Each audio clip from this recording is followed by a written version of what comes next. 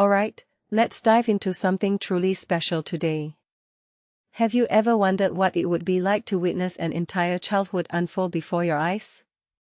Not just snapshots, but the raw, unfiltered journey from innocence to adulthood. That's exactly what the illusion of an everlasting summer delivers, and it's as mesmerizing as it is heartbreaking. Personally, I think this documentary is a masterclass in storytelling, not just because of its 25-year span, but because it captures the essence of growing up in a way that feels both universal and deeply personal. Here's the hook. Imagine two farm girls in Argentina, Guillermina and Belinda, living their lives with the kind of imagination and energy that only kids can master. Now, picture a filmmaker, Alessandra Sanguinetti, who starts by photographing farm animals but ends up captivated by these two girls. What makes this really interesting is how the project evolves. It's not just a documentary, it's a 25-year collaboration, a friendship, and a time capsule all roll into one. One thing that immediately stands out is the way Sanguinetti becomes almost invisible in their lives. She's not just an observer, she's a participant. You hear her voice off camera, see her in the background, and it feels like she's part of their world. In my opinion, this is what sets the film apart. It's not a detached study of childhood, it's an intimate portrait of two lives, with all their joys, struggles, and transformations. What many people don't realize is how rare it is to see this kind of long-term documentation. Most films or photo series capture moments, but this one captures change. You see the girls playing pretend, dancing to Argentinian music, and dreaming of a life beyond the farm.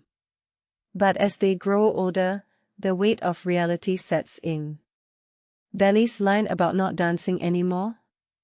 That hit me hard.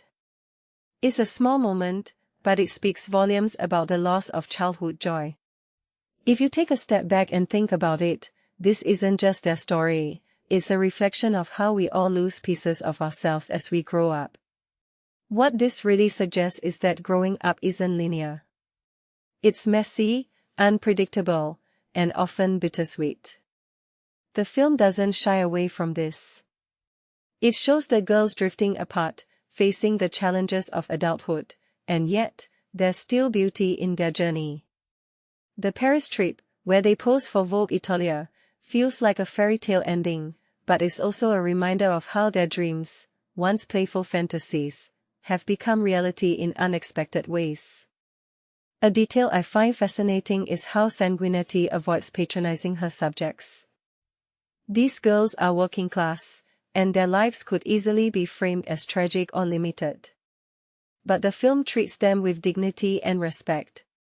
They're not just subjects, they're collaborators. Their dreams, their ways of seeing the world, are just as valid as anyone else's. This raises a deeper question: how often do we overlook the richness of ordinary lives because they don't fit into our idea of what's extraordinary? From my perspective, the editing plays a huge role in tying everything together. Andres Tambonino's work gives the film a rhythm that mirrors the girls' lives, sometimes chaotic, sometimes serene, but always moving forward. It's like the canal they swim in as kids.